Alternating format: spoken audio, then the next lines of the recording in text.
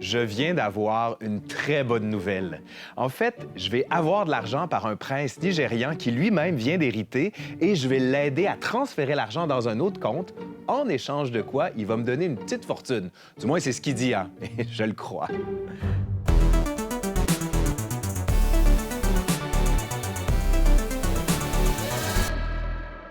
L'escroquerie dite des princes nigérians n'est absolument pas neuve. On peut remonter jusqu'au 18e siècle. C'est très simple. Il y a une personne qui se présente, qui vous écrit la plupart du temps et qui dit « J'ai une grande somme d'argent, faut que je la transfère et j'ai besoin d'aide. » Donc, vous l'aidez.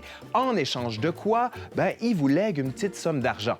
Mais l'escroquerie arrive au moment où cette personne-là vous demande d'avancer les fonds pour l'aider à sortir l'argent en question. Bien sûr, vous ne revoyez jamais cet argent.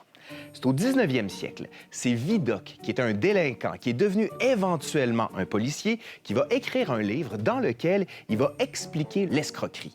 C'est ce qu'on appelle les Lettres de Jérusalem. Ça va exploser au 20e siècle. Et on en retrouve beaucoup.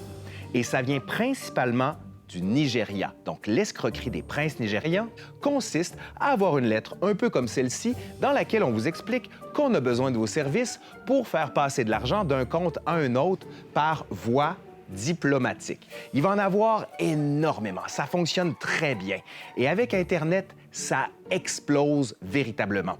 Les États-Unis, la Grande-Bretagne vont se rendre compte que c'est un problème. On va donc intenter des poursuites vers le Nigeria pour dire que cette pratique-là, elle n'est plus acceptable. C'est ce qu'on va appeler le Code 419, du nom de l'article qui sanctionne ces pratiques au Nigeria.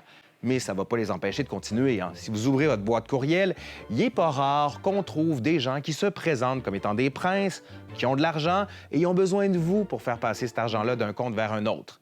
Mais moi, c'est vrai. J'y crois. Ou pas.